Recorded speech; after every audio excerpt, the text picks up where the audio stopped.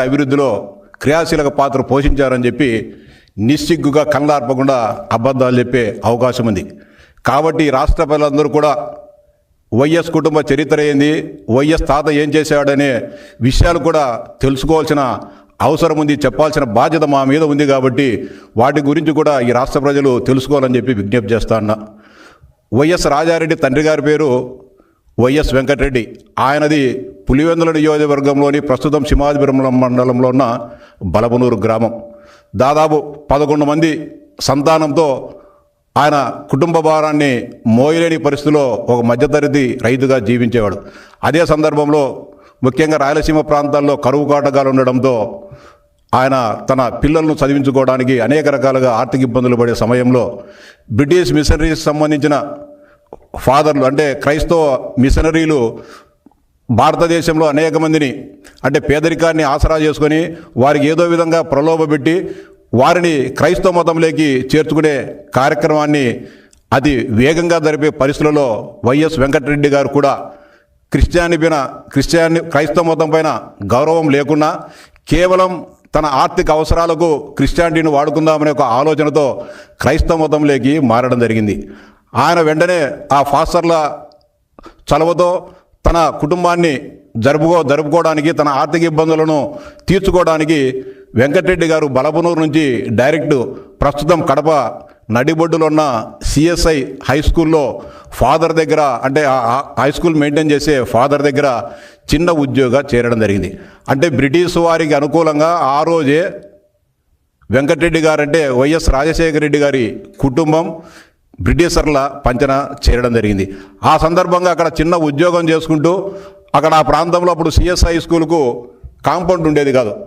Compound కట్టాల్సిన అవసరం ఉంది. ఎవరైనా సరే గౌండ్రీలను గోడగట్టే వాళ్ళు కూలీలను చూడమని చెప్తే వెంకటరెడ్డి గారు 1-2 రోజులు ఆలోచన చేసుకొని నాకు చాలా మంది పిల్లలు ఉన్నారు, మేము మా పిల్లలందరం కలిసి ఆ కాంట్రాక్టును చేసుకుంటాం ఫాదర్ అని చెప్పినప్పుడు ఆయన కూడా అంగీకరించి ఆ పనిని అప్పచెప్పడం జరిగింది. ఆ సిఎస్ఐ స్కూల్కున్న కాంపౌండ్ను బాగా సమర్థవంతంగా కట్టి ఫాదర్ దగ్గర వైఎస్ వెంకటరెడ్డి గారు మన్ననలు పొందడం జరిగింది. ఈ సందర్భంగా భారతదేశ వ్యాప్తంగా బ్రిటిష్ వారికి వ్యతిరేకంగా పెద్ద ఎత్తున స్వాతంత్ర పోరాటం జరుగుతూ ఉంది. ఇంక్విలాబ్ జిందాబాద్ అనే వాళ్ళపైన, స్వాతంత్రం కావాలనే వాళ్ళందరిపైన కూడా బ్రిటిష్ సైనికులు ఉక్కు పాదాలతో, లాఠీలతో, తుపాకీ గుళ్ళతో ఆ స్వాతంత్రోద్యమాన్ని నిరంకుశంగా అణచివేయడం జరుగుతోంది. ముఖ్యంగా సీడెడ్ ప్రాంతం అంటే ప్రస్తుతం రాయలసీమ ప్రాంతానికి సంబంధించి మిలిటరీ బేస్ అంతా కూడా బళ్ళారిలో ఉండేది. బళ్ళారి కంటోన్మెంట్ నుంచి బ్రిటిష్ సైనికులు ఆ ప్రాంతంలో జరిగే స్వాతంత్ర పోరాటాలను అణిచివేసేవారు. ఆ సందర్భంగా బళ్ళారి కంటోన్మెంట్ అధికారుల నుంచి కడపకు సంబంధించిన ఈ సిఎస్ఐ ఫాదర్కు ఒక లెటర్ రావడం జరిగింది. ఇక్కడ ఉండే బ్రిటిష్ సైనికులకు మాంసం సరఫరా కావాలి, ఈ ప్రాంతంలో సరిగా దొరకడం లేదు, ఎద్దు మాంసము, ఎనుము మాంసము, ఆవు మాంసము వీటిని సరఫరా చేసే ఎవరైనా వ్యక్తులుంటే ఇక్కడికి పంపించమని చెప్పినప్పుడు ఆయనకు ఫాదర్కు వైఎస్ వెంకటరెడ్డి గారి గుర్తుకు రావడం జరిగింది. వెంకటరెడ్డి గారిని పిలిచి అడిగారు, అయ్యా ఇక్కడ మనకు సంబంధించిన మిలిటరీ బలగాలన్నీ బళ్ళారిలో ఉన్నాయి, వాటికి ఈ ప్రాంతం నుంచి మీ ప్రాంతంలో ఎద్దులు ఎనుములు బాగా దొరుకుతాయి కదా, ఇక్కడ నుంచి అక్కడ తీసుకొని సరఫరా చేసే వ్యాపారాన్ని నీకు ఇస్తామని చెప్పినప్పుడు వెంకటరెడ్డి గారు సహృదయంతో అంగీకరించడం జరిగింది. తనకు అన్నం పెడుతున్నా, తనకు అండగా నిలబడ్డా బ్రిటిష్ వారికి సేవ చేసే మహద్భాగ్యం తనకు కలిగిందని చెప్పి వెంకటరెడ్డి గారు ఆ ఆదేశాలను అనుసరించి ఇక్కడ సిఎస్ఐ ఫాదర్ ఇచ్చిన లేఖతో బళ్ళారి కంటోన్మెంట్కి పోయి అక్కడికి వారికి ఏమేమి కావాలా, ఎప్పుడెప్పుడు సరఫరా చేయాలని దానిపైన ఆర్డర్ తీసుకోవడం జరిగింది. ఒకవైపు భారతదేశ వ్యాప్తంగా స్వాతంత్రోద్యమం జరుగుతూ ఉంటే వారికి సపోర్టుగా వారికి ఆహారాలు, వారికి ఎద్దు ఎనుము మాంసాన్ని సరఫరా చేసే కాంట్రాక్టును వైఎస్ కుటుంబం ఆ రోజే చేపట్టి బ్రిటిష్ వారి మన్ననలను పొంది భారతదేశానికి వ్యతిరేకంగా పనిచేసిన కుటుంబం వైఎస్ జగన్మోహన్ రెడ్డి గారి తండ్రుల కుటుంబం అని చెప్తా ఉన్నా.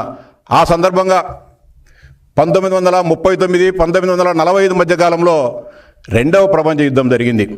2వ ప్రపంచ యుద్ధానికి సంబంధించి బ్రిటిష్ వారికి అనుకూలంగా ఉన్న వారందరినీ కూడా ఆ 2వ ప్రపంచ యుద్ధంలో పాల్గొనాలని బ్రిటిష్ వారి సైన్యంలో చేర్చుకోవడం జరిగింది.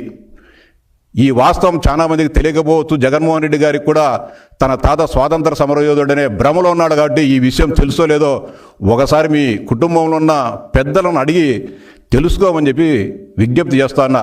1939-45 మధ్య జరిగిన రెండవ ప్రపంచ యుద్ధంలో మీ తాత, నువ్వు చాలా గొప్పగా చెప్పుకుంటున్న వైఎస్ రాజారెడ్డి గారు మద్రాస్ రెజిమెంట్లో బ్రిటిష్ తరఫున బ్రిటిష్ సైన్యంలో చేరిన విషయం వాస్తవమా కాదని చెప్పి సూటిగా ప్రశ్నిస్తా ఉన్నా. మద్రాస్ హైకోర్టు పైన జపాన్ వారు బాంబింగ్ వేసినప్పుడు ఆ బాంబులు వేసిన దానికి భయపడి ప్రాణభయంతో బ్రిటిష్ మిలిటరీ నుంచి పారిపోయి ఇంటికి కూడా రాకుండా ఉన్న విషయం వాస్తవమా కదా జగన్మోహన్ రెడ్డి అడిగి తెలుసుకోమని చెప్పి, మీ చరిత్రను అడిగి తెలుసుకోమని చెప్పి విజ్ఞప్తి చేస్తా ఉన్నా. 1947 ఆగస్టు 15వ తారీఖు ఈ దేశానికి స్వాతంత్రం వస్తే స్వాతంత్రం వచ్చేటంత వరకు కూడా మీ తాత ఎక్కడ నువ్వు మిలిటరీ నుంచి పారిపోయి వచ్చావు కాబట్టి ఇక్కడ ఉండే పోలీసులు అరెస్ట్ చేస్తారేమనే భయంతో, అంటే అరెస్ట్ చేసి మళ్ళీ ఇక్కడ మళ్ళీ మిలిటరీకి తీసుకొని పోతారనే భయంతో నువ్వు మీ తాత ఊరికి రాకుండా దేశాలు పట్టుకొని తిరిగిన విషయం వాస్తవమో కాదో మీ పెద్దలను అడిగి తెలుసుకోమని చెప్పి చెప్తా ఉన్నా. అంటే ఇంత ఘనమైన చరిత్ర భారతదేశానికి వ్యతిరేకంగా ఉన్న మీరు ఈరోజు మేము దేశభక్తులం, ఈ రాష్ట్ర భక్తులం, ఈ రాష్ట్ర అభివృద్ధి కాముకులం అని చెప్పి మీరు మాట్లాడుతూ మీ ఇంత నీచ చరిత్రను ఇంత మీరు గొప్పగా చెప్పుకుంటున్నారు. ఇది వాస్తవమా కాదు అడుగు. బ్రిటిష్ వారికి అనుకూలంగా మీ కుటుంబం పనిచేసిందే లేదా, ఇది వాస్తవం నేను చెప్పేది. యాజ్ పర్ రికార్డ్స్ ఉన్నాయి, మీరు కావాలని తీసుకోండి.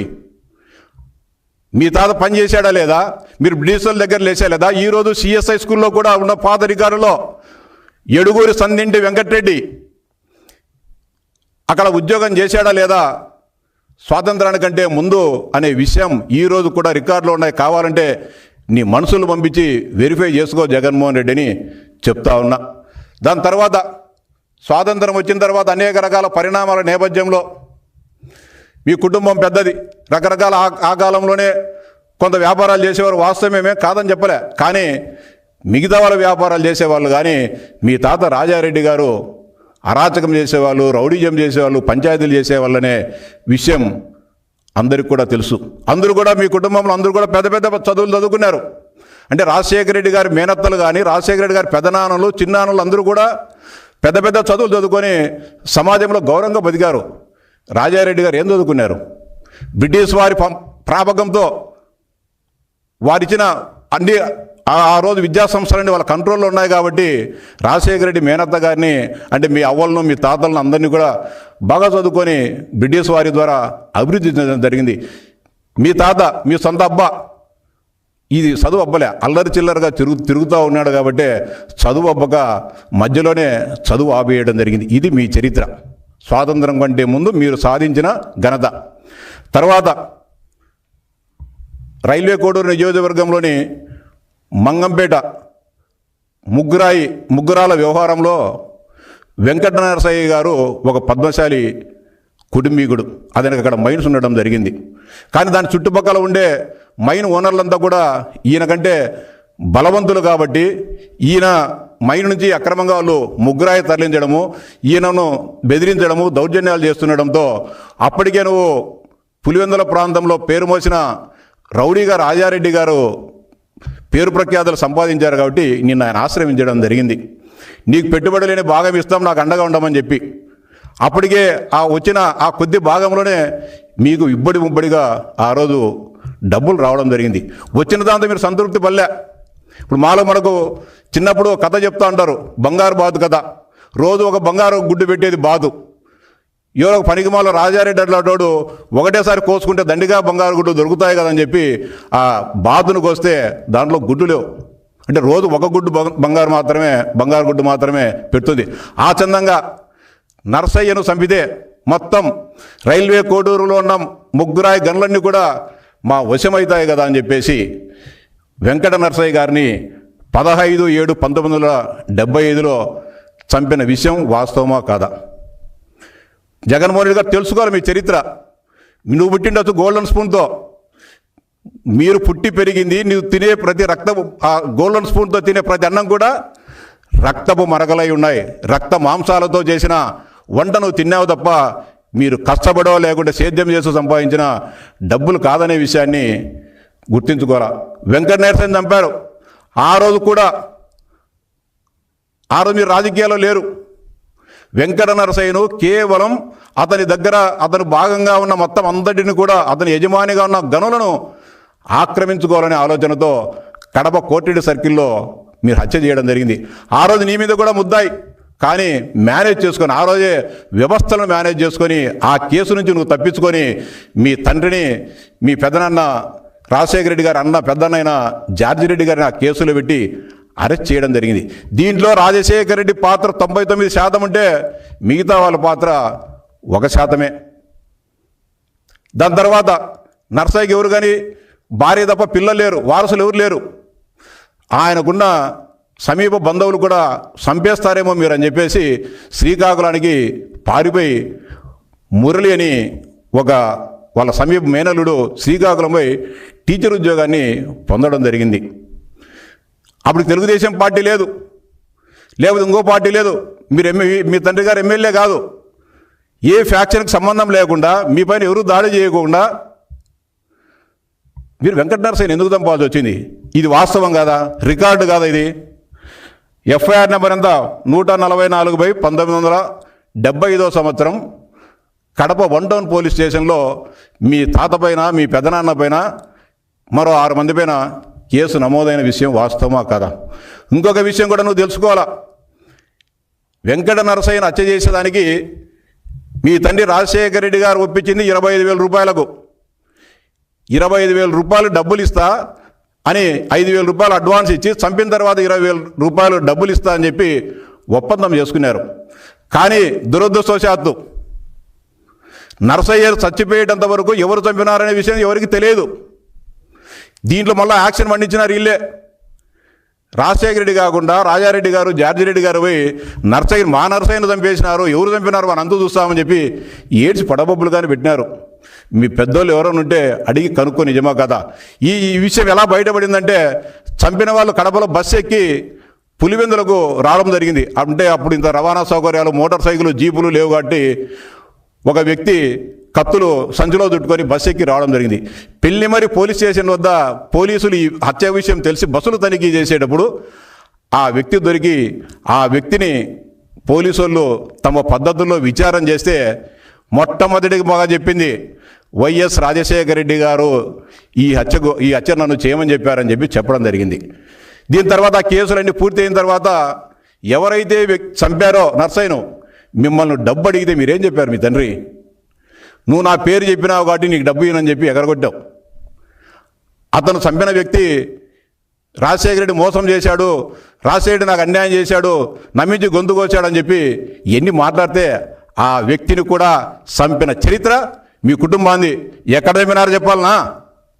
పులివెందుల వీరప్రాయనపల్లి పోయే మధ్యలో ముత్తుకూరు అనే గ్రామం ఉంటుంది. అతను చెనిక్యాల వ్యాపారస్తుడు. అతను మధ్యాహ్నం పూట ఒకడు వ్యాపారం చూసుకొని వస్తూ ఉంటే ముత్తుకూరు సత్రం దగ్గర చంపిన చరిత్ర మీది. ఇంత చరిత్ర పెట్టుకొని మేమేదో స్వాతంత్ర సమరయోధులం అని చెప్పి మాట్లాడడం సరికాదని చెప్పి చెప్తాను. ఇంకొక దారుణమైన విషయానికి కూడా జగన్మోహన్ రెడ్డి గారు లేకుంటే ఆ పార్టీ నాయకులు కానీ సమాధానం చెప్పాలా. నరసయ్య గారు చనిపోయిన తర్వాత నరసయ్య మేనల్లుడు మురళీకి శ్రీకాకుళంలో ఉపాధ్యాయునిగా ఉద్యోగం తెచ్చుకోవడం జరిగింది ఆ కాలంలో. కానీ అప్పుడు అతనికి నక్సలైట్లు పరిచయమై, ఎందుకు కడప జిల్లా నుంచి నువ్వు ఇంత దూరం వచ్చావు, ఏమి కారణం అంటే ఈ విధంగా రాజశేఖర రెడ్డి అనే ఒక నరరూప రాక్షసుడు మా మేనమామ ఆస్తిని కాజేసేదానికి మా మేనమామను చంపినాడు, ఆయనకు వారసులు లేరు నేను తప్ప, నన్ను కానీ చంపుతాడేమని చెప్పి ఆస్తులన్నీ వదిలేసి నేను శ్రీకాకుళానికి వచ్చి తలదాచుకుంటా అని చెప్పడం జరిగింది. మురళి చెప్పే విషయంలో వాస్తవం ఉందా లేదా అని చెప్పి ఆ రోజు నక్సలైట్లు అన్ని విధాలా వాళ్ళు సమాచారం తెలుసుకొని రాజశేఖర రెడ్డి తప్పు చేశాడు, ఆస్తి కోసం నరసయ్యను అన్యాయంగా చంపారని చెప్పి రాజశేఖర రెడ్డిని చంపేదానికి ప్రయత్నం చేసిన విషయం వాస్తవమా కాదా జగన్మోహన్ రెడ్డి నువ్వు చెప్పాలనుకుంటున్నా. మీ తండ్రి గారు శాసనసభ్యుడు కాకముందే హైదరాబాద్ పిలిపించుకున్నారు మీ తండ్రిని చంపాలని చెప్పి. సచివాలయానికి ప్రసాద్ అనే ఒక వ్యక్తి, అంటే సచివాలయంలో మైనింగ్ వ్యవహారాలు చూసే ప్రసాద్ అనే వ్యక్తి ఫోన్ చేసినట్లు అప్పుడు ల్యాండ్లైన్లో ట్రంక్ కాల్ చేసి మీ తండ్రిని అక్కడ పిలిపించుకున్న తర్వాత మీ తండ్రి ప్రసాద్ దగ్గరికి పోతే, ఏం సార్ మీరు రమ్మన్నారంటే, నేనెప్పుడు రమ్మని చెప్పినాను, నేను రమ్మని చెప్పినప్పుడు రాజశేఖర రెడ్డి కొంత అనుమానం తగిలింది, ఏదో జరుగుతోందని చెప్పి. మీ తండ్రి ఇప్పుడు తెలుగు తల్లి ఫ్లైఓవర్ ఉంది, అప్పుడప్పుడు సచివాలయానికి, ఉమ్మడి ఆంధ్రప్రదేశ్ సచివాలయానికి ఈ పక్క గేట్ ఉండేది. ఆ గేటు ఎదురుగా ఇప్పుడు ప్రస్తుతం మెడినోవా హాస్పిటల్ దగ్గర నుంచి మీ తండ్రి ప్రసాద్ సచివాలయం నుంచి బయటికి నడిచి వచ్చేటప్పుడు తుపాకీతో కాల్చిన విషయం వాస్తవమా కాదా? జస్ట్ అలర్ట్గా ఉన్న రాజశేఖర రెడ్డి తప్పించుకొని పక్కకు జరగడంతో ప్రసాద్ అనే సచివాలయ ఉద్యోగి ఆ బుల్లెట్ గుండెకు తగిలి అక్కడనే నడి రోడ్డుపైనే, ఆ సచివాలయం రోడ్డుపైనే చనిపోయిన విషయం వాస్తవమా కాదా? జగన్మోహన్ రెడ్డి ఒకసారి తెలుసుకో, మీ పెద్దలను అడిగి సమాచారం నిజమా కాదా అని అడుగుతా ఉన్నా. ఆ రోజు ఏ రాజకీయ పార్టీ లేదు. రాజశేఖర రెడ్డి గారు ఎమ్మెల్యే కాదు, తెలుగుదేశం పార్టీ తర్వాత 7 సంవత్సరాలకు 8 సంవత్సరాలకు తెలుగుదేశం పార్టీని పెట్టడం జరిగింది. పులివెందుల నియోజకవర్గంలో మీకు అప్పుడు ఎవరు డైరెక్ట్ ప్రత్యర్థులు లేరు, మీకు ఇంకో కుటుంబానికో లేకుంటే డైరెక్ట్ శత్రువు లేరు. ఎందుకు గాను రాష్ట్ర సచివాలయంలో మీ తండ్రి పేరు అటాక్ చేశారో సూటిగా సమాధానం అని చెప్పమని చెప్పి జగన్మోహన్ రెడ్డి గారిని, జగన్మోహన్ రెడ్డి తాబేదారులను సూటిగా ప్రశ్నిస్తూ ఉన్నా. ఎందుకుగా చేశారు? మీరు చేసినా, మీ తండ్రి చేసినా, మీ బంధువులు, మీ నాయనగారులందరూ మీ తాత చేసిన పని ద్రోహమైన పని అని చెప్పేసి మీ తండ్రిని చంపాలని చెప్పి ప్రయత్నం చేయడం జరిగింది. అంటే రాజకీయాల్లోకి రాకముందు నుంచి కూడా, స్వాతంత్రం కంటే ముందు బ్రిటిష్ వారి పందన చేరి ఆర్థికంగా ఉన్నత స్థితి పొంది దేశద్రోహులుగా మీరు పనిచేయడం జరిగింది. వచ్చిన తర్వాత ఇతరుల ఆస్తులను దోచుకోవడానికి రక్తపు టేరులను పారించి అమాయకులందరినీ కూడా చంపి మీ మీద కూడా, మీ తలకు కూడా తెచ్చుకోవడం జరిగింది. దాని తర్వాత నర్సయ్య కుటుంబీకులతో కాంప్రమైజ్ అయ్యి వాళ్ళ కొంత ఆస్తులు ఇచ్చి సర్దుబాటు రాజీ చేసుకున్న మాట వాస్తవమా కదా? జగన్మోహన్ రెడ్డి అడుగు, మీరు అప్పుడు పుట్టినారో లేదో నాకు తెలియదు. ఇంత పెట్టుకొని మేము చాలా మంచోళ్ళం, మా నాయన చాలా మంచోడు, మా చిన్నాయనంగా మంచోడు, మా తాతంగా మంచోడని కబుర్లు చెప్పి రాష్ట్ర ప్రజలను ఏమార్చవద్దని చెప్పి చెప్తా ఉన్నా. మీరు రాజకీయాల్లోకి వచ్చినప్పటి నుంచి కూడా ఏ రోజు మీ తాత జీపులో కానీ, మీ నాయన జీపులో కానీ, మీ చిన్నాయన జీపుల్లో కానీ బాంబులు లేకోకుండా మీరు ఎప్పుడన్నా తిరిగినారా? బ్యాగులు బాంబులు పెట్టుకొని ఏ ఊరికి పోవాలన్నా కూడా బ్యాగుల్లో బాంబులు పెట్టుకొని పోయిన విషయం వాస్తవం కాదా అని చెప్పి సూటిగా ప్రశ్నిస్తూ ఉన్నా. మీరు చేయని అరాచకాలు, దౌర్జన్యాలు అన్ని గత 4-5 రోజులుగా అన్ని సంఘటనలు కూడా చెప్పడం జరిగింది. ఇంకా రాజశేఖర రెడ్డి గారు ముఖ్యమంత్రి అయిన తర్వాత మున్సిపల్ ఎన్నికలు వచ్చినాయి. మున్సిపల్ ఎన్నికల సందర్భంగా పులివెందుల మున్సిపాలిటీలో ఉన్న 26 వార్డులకు ఒక్క వార్డు కూడా ఏకగ్రీవం కాకోకుండా తెలుగుదేశం పార్టీ తరఫున మేమంతా పోటీ చేయడం జరిగింది. ఆ సందర్భంగా జరిగిన ఎన్నికల ప్రచారానికి గాను అప్పటి ప్రతిపక్ష నాయకుడు, మా నాయకుడు చంద్రబాబు నాయుడు గారు పులివెందుల పట్టణంలో బహిరంగ సభ పెడితే వేలాది మంది ఆ మీటింగ్కి రావడం జరిగింది. 2004, 2005 ఒక్క సంవత్సరానికే మీ మీద పులివెందుల ప్రాంతంలో వ్యతిరేకత వచ్చిందనే దానికి అదే సూచన. ఆ రోజు నుంచి ఏదో విధంగా తెలుగుదేశం పార్టీకి ఇక్కడ కొన్ని వార్డులు గెలిచే, కొంతమంది కౌన్సిలర్లు గెలిచే అవకాశం ఉందని చెప్పి మా మీద కుట్రలు పన్ని హింసించిన విషయం వాస్తవం కదా? మీకు నిజంగా ప్రజాస్వామ్యం అంత గౌరవం ఉంటే, మీకు ప్రజలలో బ్రహ్మాండమైన సానుభూతి పలుకుబడి ఉంటే, ఎన్నికల ముందు రోజు రాత్రి మమ్మల్ని అందరినీ కూడా మా జోబులలోనే 100 రూపాయలు, 1000 రూపాయలు, 3000 రూపాయలు డబ్బులు పెట్టి మీరు ఇప్పుడు చెప్తాడు కానీ అడిషనల్ ఎస్పీ రాజేశ్వర రెడ్డి గారు అని చెప్పి మీ తరఫున వకాలతో తీసుకొని మాట్లాడుతుంటాడు, రిటైర్డ్ అడిషనల్ ఎస్పీ. ఆయన నాయకత్వంలో మా అందరినీ తీసుకొని పోయి పోలీస్ స్టేషన్లో పెట్టిన విషయం వాస్తవమా కాదా అని చెప్తాను.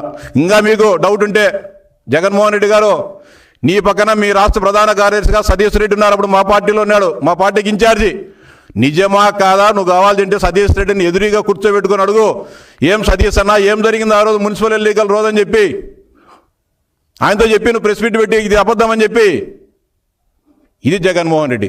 తర్వాత నెల రోజుల్లోపే సహకార సంఘంగా ఎన్నికలు వస్తే ఆ రోజు కూడా మేము బలంగా ఉన్న చోట పోటీ చేయాలనే ఉత్సాహం ఉన్న మా కార్యకర్తలు, మా నాయకులు పోటీ చేయడం జరిగింది. వేల్పుల సహకార సంఘానికి మేము పోటీ చేస్తే